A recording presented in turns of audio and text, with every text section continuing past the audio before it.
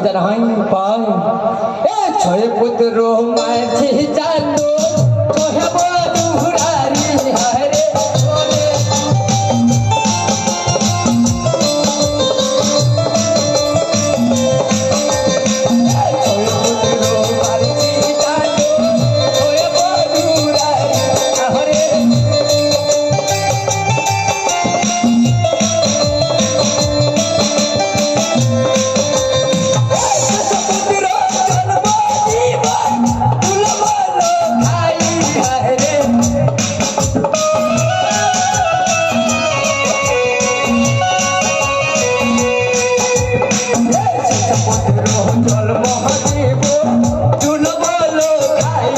ওরে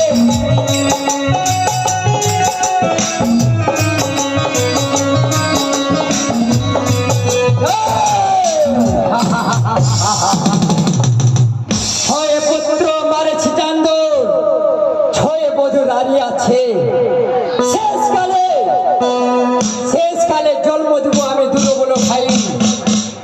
আমি সংসারে একটি পুত্র দিব সেই পুত্রকে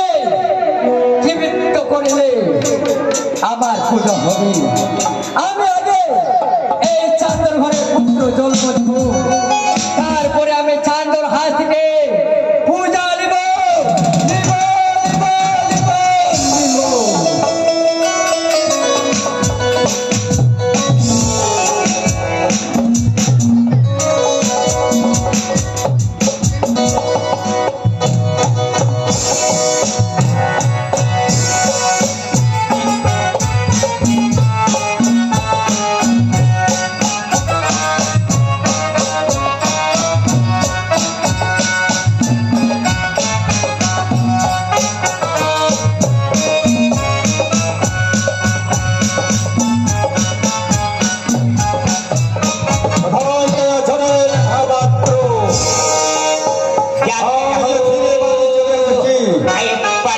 जागते रहो